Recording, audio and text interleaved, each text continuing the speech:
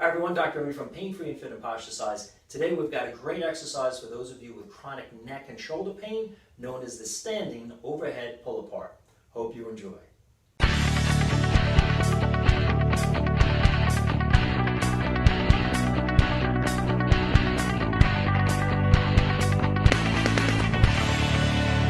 So the standing overhead pull apart is a great exercise for those of us with chronic neck and shoulder pains and issues related to three of the most common disorders that cause neck and shoulder pain, namely forward head posture, where the ear is more forward than the shoulder line, rounded shoulders, where the front of the shoulder contour is scooped out or hollowed as opposed to being flat across, and an anterior or forward slide of the upper arm in the shoulder socket related to a weak and imbalanced rotator cuff muscle group.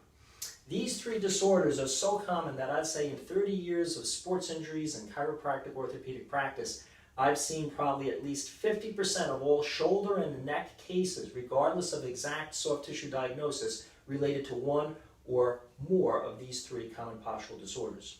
So the overhead pull apart addresses all three of them. You'll notice as we do this, it's going to be correcting forward head posture by bringing the head back. It's going to be correcting rounded shoulder posture by retracting the shoulder blades together, pinching them towards the spine.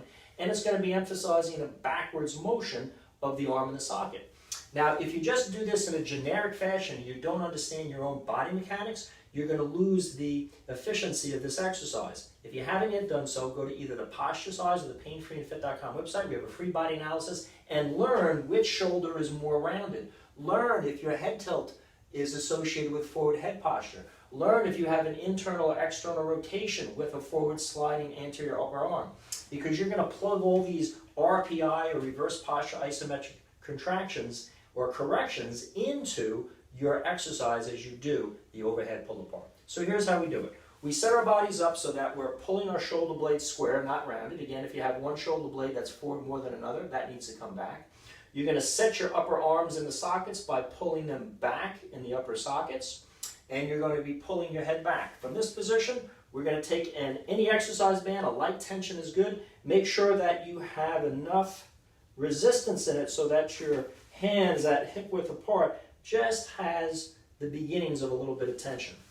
In that position, you're going to raise your arms up, pulling the band over your head and behind you. As you separate your hands, the band's going to be coming behind your shoulder blades. Now here's the mistake. In this back position, it's easy to let that upper arm bone slide forward in the socket. We want to maintain it back in the socket. It's easy to, as we go overhead, to want to goose that head forward as we begin to bring that band overhead. We want to keep the head back. Shoulder blades coming back is rather easy with this exercise. It's one of the basic tenets of this exercise. And as we pull back, again, we're going to, at shoulder level with that band, we're going to emphasize the backward slide in the sockets, the head back as the band comes overhead, and arms together.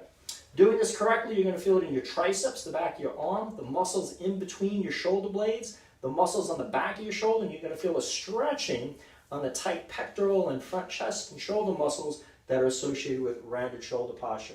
Using a slow cadence with this exercise is much more effective, pausing at the front and back positions, than a quick cadence. People that do this too quickly can't control their posture and their mechanics. So again, we're pulling apart, emphasizing shoulder blades together, arms back, head back, avoiding the forward head there.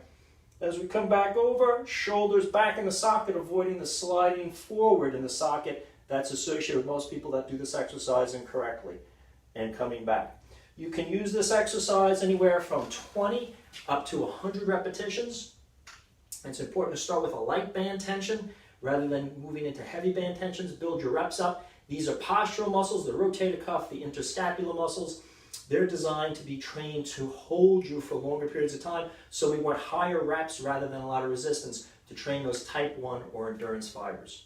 If you like this video on standing overhead pull aparts for chronic neck and shoulder pain, feel free to subscribe to our channel. We got a lot of great videos out there to help you along. Questions or comments, write in. I'll do my best to answer them.